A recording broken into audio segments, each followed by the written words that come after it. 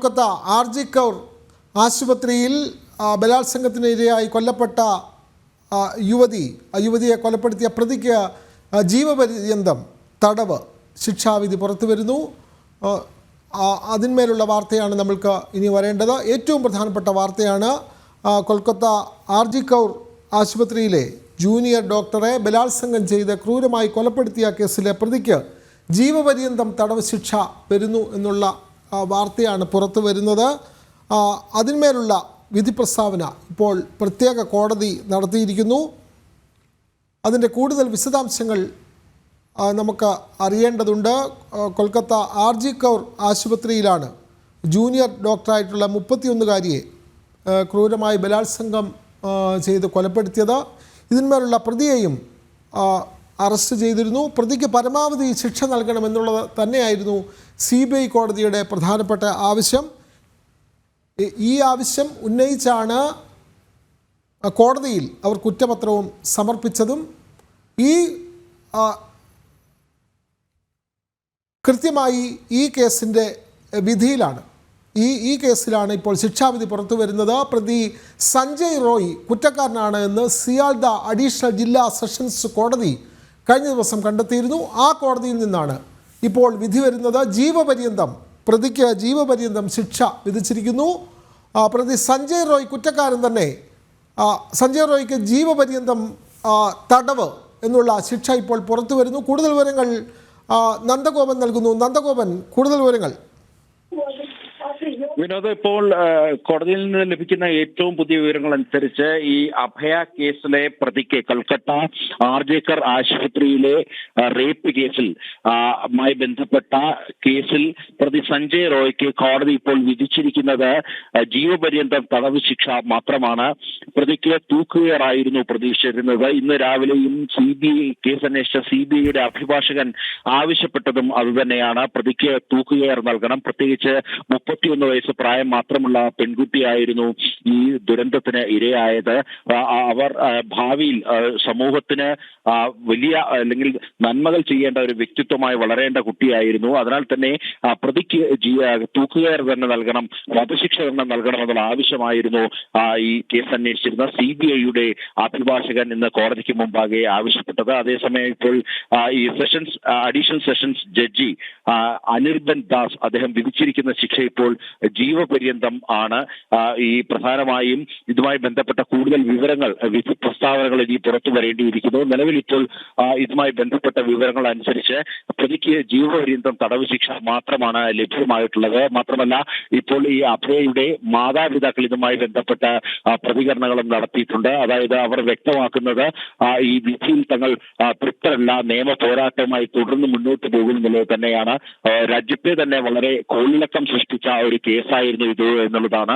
കഴിഞ്ഞ ഓഗസ്റ്റ് 9 പുലർച്ചെയാണ് കൊൽക്കത്ത സർക്കാർ നിയന്ത്രണത്തിലുള്ള കൊൽക്കത്തയിലെ RG കൗർ മെഡിക്കൽ കോളേജ് ആശുപത്രിയിൽ 31 വയസ്സുള്ള PG വിദ്യാർത്ഥിയായ ഡോക്ടർ സെമിനാർ ഹാളിനുള്ളിൽ അവർ കൊല ചെയ്യപ്പെട്ട കണ്ടത്. പിന്നീടാണ് ഇതുമായി ബന്ധപ്പെട്ട് കൊൽക്കത്ത പോലീസ് പ്രതിയെ അറസ്റ്റ് ചെയ്യുന്നത്. സഞ്ജയ് റോയ് എന്നുള്ള ഒരു 33 വയസ്സുകാരനാണ് ഇതുമായി ബന്ധപ്പെട്ട് അറസ്റ്റിലാകുന്നത്. ഇയാൾ പശ്ചിമ ബംഗാൾ പോലീസുമായി ചേർന്നുള്ള വോളണ്ടിയർ പ്രവർത്തനങ്ങളിൽ ഉൾപ്പെട്ടിരുന്ന ആളായിരുന്നു എന്നുള്ളതാണ് പോലീസ് വ്യക്തമാക്കിയത്. വലിയ പ്രക്ഷോഭങ്ങൾ ഇതേ തുടർന്ന് രാജ്യത്തുണ്ടായി. പ്രത്യേകിച്ച് മെഡിക്കൽ വിദ്യാർത്ഥികളും ഡോക്ടർമാരും വലിയ പ്രത്യക്ഷ സമരത്തിലേക്ക് പോലും കടന്ന സാഹചര്യം ഉണ്ടായിരുന്നു. അനേകം ദിവസം പശ്ചിമ ബംഗാളിലെ ആരോഗ്യ മേഖലയാകെ സ്തംഭിച്ചിരുന്ന സ്ഥിതിവിശേഷമായിരുന്നു ഉണ്ടായിരുന്നത്. 13-ാം തീയതി ഈ കേസ് ഹൈക്കോടതി പരിഗണിക്കുകയും കൊൽക്കത്ത ഹൈക്കോടതി പരിഗണിക്കുകയും കേസ് CBIക്ക് വിടുകയുമായിരുന്നു. CBIയും ഈ സഞ്ജയ് റോയ് തന്നെയാണ് കുറ്റക്കാരൻ എന്നുള്ളത് കണ്ടെത്തുകയായിരുന്നു. അല്ലെങ്കിൽ സഞ്ജയ് റോയാണ് പ്രതി എന്നുള്ളത് പോലീസ്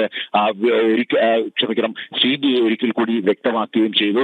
ഇതിൽ കൂടുതൽ പ്രതികളുണ്ട് എന്നുള്ളതായിരുന്നു പ്രധാനമായും ഈ പെൺകുട്ടിയുടെ മാതാപിതാക്കളും അതേപോലെ തന്നെ സുഹൃത്തുക്കളും മറ്റ് മെഡിക്കൽ വിദ്യാർത്ഥികളും അടക്കം ആരോപിച്ചിരുന്നത്. ഈ ഒറ്റയ്ക്ക് ഒരാൾക്ക് ഈ കൃത്യം നിർവഹിക്കാൻ കഴിയില്ല, കൂടുതൽ പ്രതികൾ ഇയാൾക്ക് സഹായകമായി ഉണ്ടായിരുന്നു. മാത്രമല്ല, ഒരു ഘട്ടത്തിൽ ഇതുമായി ബന്ധപ്പെട്ട സെവന്റെ അളവ് വരെ ഈ പെൺകുട്ടിയിൽ നിന്ന് ലഭിച്ച ബോഡിയിൽ നിന്ന് ലഭിച്ച സെമന്റെ അളവ് വരെ ചോദ്യം ചെയ്യപ്പെട്ടിരുന്ന ഒരു സാഹചര്യം ഉണ്ടായിരുന്നു. ഇങ്ങനെ കൂടുതൽ പ്രതികൾ ഈ കൃത്യത്തിൽ ഉൾപ്പെട്ടിട്ടുണ്ടോ എന്നുള്ള ആരോപണങ്ങൾ ഉയർന്നിരുന്നു. എന്നാൽ അത്തരം ആരോപണങ്ങൾ കഴമ്പില്ല എന്നുള്ളതാണ് CBI വ്യക്തമാക്കിയത്. ഒരാൾ ആണ് ഈ കൃത്യത്തിൽ പങ്കെടുത്തത്, അതായത് സഞ്ജയ് റോയാണ്. അയാളാണ് ഇപ്പോൾ പിടിയിലായിട്ടുള്ളത് എന്നുള്ളതാണ് CBI കണ്ടെത്തിയിരുന്നത്. 18-ാം തീയതി കോടതി ഇതുമായി ബന്ധപ്പെട്ട് വിധി പ്രസ്താവന നടത്തി. ഈ പ്രതി സഞ്ജയ് റോയ് കുറ്റക്കാരനാണെന്ന് കോടതി കണ്ടെത്തുകയും തുടർന്ന് ഇതുമായി ബന്ധപ്പെട്ടിപ്പോൾ വിധി വ്യക്തമാക്കുകയും ചെയ്തത്. ഇപ്പോൾ ഈ പ്രധാനമായും ഈ വിധി പ്രസ്താവന ഇനി ഇതുമായി ബന്ധപ്പെട്ട് കൂടുതൽ പുറത്തു വരേണ്ടിയിരിക്കുന്നു. ഏതെല്ലാം രീതിയിലാണ് കോടതി ഇതിനെ വ്യാഖ്യാനിച്ചത്, അല്ലെങ്കിൽ കോടതി ഇതിനെ ഏത് രീതിയിലാണ് നോക്കിക്കണ്ടത് എന്ന് അടക്കമുള്ള കാര്യങ്ങൾ ഈ വിധി പ്രസ്താവനയിൽ കൂടെ മാത്രമേ ഇപ്പോൾ വ്യക്തമാകൂ. ഏതായാലും ഇപ്പോൾ അഡീഷണൽ സെഷൻസ് ജഡ്ജ് നൽകിയിരിക്കുന്ന വിധി തൂക്കുകയർ എന്നുള്ള ഒരു ആവശ്യം നിരാകരിച്ചുകൊണ്ട്, അല്ലെങ്കിൽ CBI അഭിഭാഷകൻ മുന്നോട്ട് വെച്ച ആവശ്യം നിരാകരിച്ചുകൊണ്ട് കോടതി ഇപ്പോൾ ജീവപര്യന്തം ശിക്ഷയ്ക്കാണ് ഇപ്പോൾ സഞ്ജയ് റോയെ വിധിച്ചിരിക്കുന്നത്. അതാണ് ഏറ്റവും കോടതിയിൽ നിന്നും നൽകാൻ കഴിയുന്ന ഏറ്റവും പുതിയ വിവരങ്ങൾ. വിനോദ്. നന്ദഗോപൻ, അതേപോലെ തന്നെ നമുക്കറിയാം ഇതിൽ സഞ്ജയ് റോയ് എന്ന് പറയുന്ന പ്രതിയാണ് ഇതിൽ ഒന്നാം പ്രതിയും ഇദ്ദേഹം മാത്രമാണ് എന്നും പറയുന്നു. മറ്റു പ്രതികളുണ്ട് ഇദ്ദേഹത്തിന് സഹായങ്ങൾ നൽകിയ അല്ലെങ്കിൽ അദ്ദേഹത്തെ ഒളിവിൽ പോകാൻ സഹായിച്ചതടക്കമുള്ള കുറ്റങ്ങൾ കണ്ടെത്തിയിട്ടുണ്ടാവുമല്ലോ. സ്വാഭാവികമായും അവരും ഈ കേസിൽ പെടുന്നതല്ലേ. അപ്പോൾ അങ്ങനെ വരുമ്പോൾ ഇതിൽ ഒരു പ്രതിയെ മാത്രമാണോ ഇതിൽ ചേർത്തിട്ടുള്ളത്? നന്ദഗോപൻ. വിനോദ്, ഇതുമായി ബന്ധപ്പെട്ടപ്പോൾ നിലവിൽ CBI കുറ്റപത്രം നൽകിയിരിക്കുന്നത് ഈ സഞ്ജയ് റോയ്ക്കെതിരെയുള്ള കുറ്റമാണ്. ഓഫീസിലെ പ്രധാന പ്രതി അല്ലെങ്കിൽ പ്രതി എന്ന് കണ്ടെത്തിയ പശ്ചിമബംഗാൾ പോലീസും അതേപോലെ തന്നെ നമുക്ക് അതിലേക്ക് വരാം. കോടതിയിൽ നിന്നും ഒരു അഭിഭാഷകന്റെ പ്രതികരണം വരുന്നു. നമുക്ക് പ്രോസിക്യൂഷന്റെ പ്രതികരണമാണ് എന്ന് തോന്നുന്നു. നമുക്ക് ആ പ്രതികരണത്തിലേക്ക്. एडवोकेट अनीशुर रहमान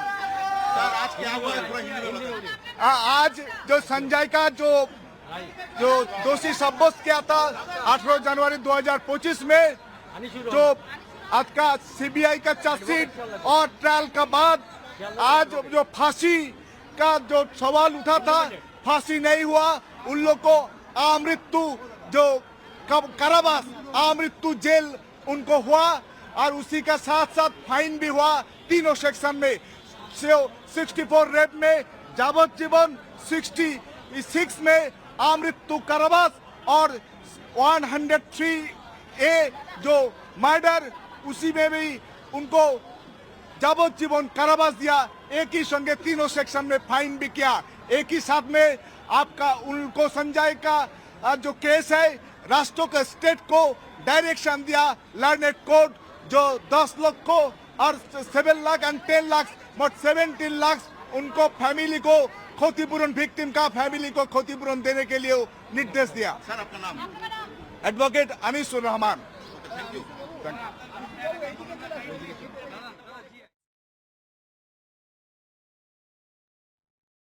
കൊൽക്കത്ത ആർജിക്കർ ആശുപത്രിയിലെ പ്രധാനപ്പെട്ട ഒരു കേസിൻ്റെ വിധിയാണ് ഇപ്പോൾ പുറത്തു വരുന്നത്. അവിടുത്തെ ജൂനിയർ ഡോക്ടറെ ബലാത്സംഗം ചെയ്ത് കൊലപ്പെടുത്തിയ കേസിലെ വിധിയാണ് ഇപ്പോൾ പുറത്തു വന്നത്. പ്രതിക്ക് സഞ്ജയ് റോയ് എന്ന് പറയുന്ന പ്രതിക്ക് ജീവപര്യന്തം തടവ് ശിക്ഷ കോടതി വിധിച്ചിരിക്കുന്നു. നന്ദഗോപൻ, കൂടുതൽ വിവരങ്ങൾ. ഈ കേസിൽ ഒരു പ്രതിയെ മാത്രമാണ് ഇപ്പോൾ ശിക്ഷിച്ചിരിക്കുന്നത്, അല്ലെങ്കിൽ ഈ ഒരു പ്രതി മാത്രമായിരുന്നു ഈ കേസിൽ ഉണ്ടായിരുന്നത്. നന്ദഗോപൻ.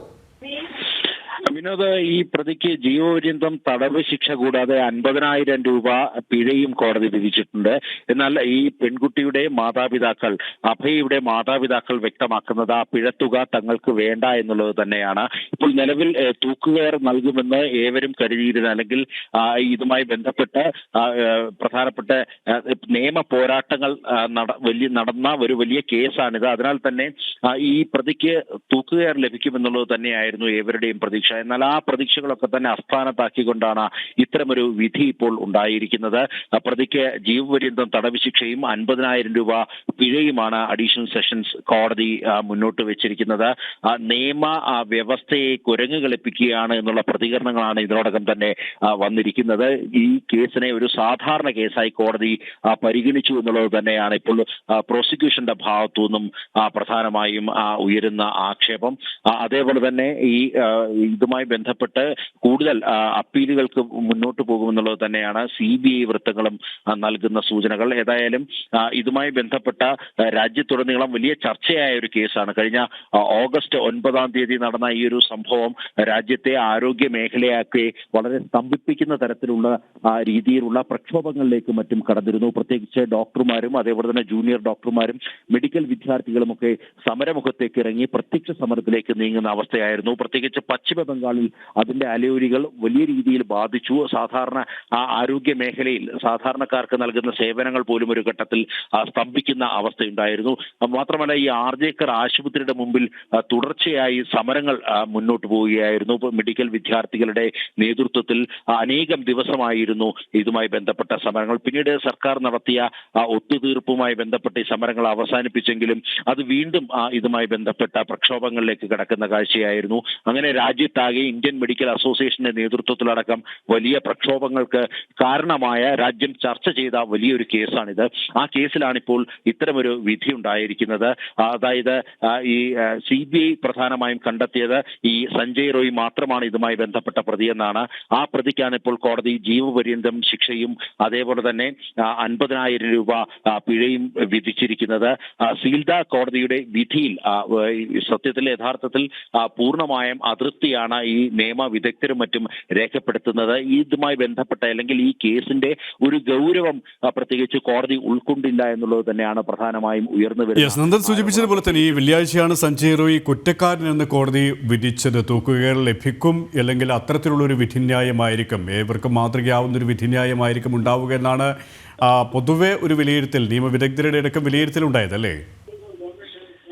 തീർച്ചയായിട്ടും കാര്യം രാജ്യത്ത് വലിയ പ്രക്ഷോഭങ്ങൾക്ക് കാരണമായ കേസ്. പ്രത്യേകിച്ച് ഹൈക്കോടതി ഇടപെട്ട് നേരിട്ടാണ് ഈ കേസ് CBIക്ക് പോലും കൈമാറുന്നത്. പശ്ചിമ ബംഗാൾ പോലീസിന്റെ അന്വേഷണം യഥാർത്ഥ ഗതിയിലല്ലെന്നും പ്രതിയെ രക്ഷിക്കുവാനുള്ള നീക്കങ്ങൾ പോലീസിന്റെ ഭാഗത്തു നിന്നും നടക്കുന്നെന്നും അതുപോലെ തന്നെ ഇതുമായി ബന്ധപ്പെട്ട് മറ്റ് അനേകം പേർക്ക് ഈ കുറ്റകൃത്യത്തിൽ പങ്കുണ്ടെന്നും അവരെ പോലീസ് സംരക്ഷിക്കുകയാണെന്നും തുടങ്ങിയ ആരോപണങ്ങൾ ഉന്നയിച്ചുകൊണ്ട് ഈ ആർജേക്കർ മെഡിക്കൽ കോളേജ് ആശുപത്രിയിലെ വിദ്യാർത്ഥികൾ പ്രത്യക്ഷ സമരത്തിലേക്ക് നീങ്ങിയ ഒരു ഘട്ടം. അത് പിന്നീട് പശ്ചിമ ബംഗാൾ ആകെ സംസ്ഥാന വ്യാപകമായ സമരം നീങ്ങുന്നു. പിന്നീട് ആ പ്രക്ഷോഭങ്ങൾ രാജ്യത്താകെയുള്ള മെഡിക്കൽ മേഖല ഏറ്റെടുക്കുന്ന ഒരു ഘട്ടത്തിലേക്ക് പോലും എത്തിയപ്പോഴാണ് 13-ാം തീയതി, അതായത് വളരെ പെട്ടെന്ന് തന്നെ ഹൈക്കോടതി ഈ വിഷയത്തിൽ ഇടപെട്ടുകൊണ്ട് കേസ് CBIക്ക് കൈമാറുന്നത്.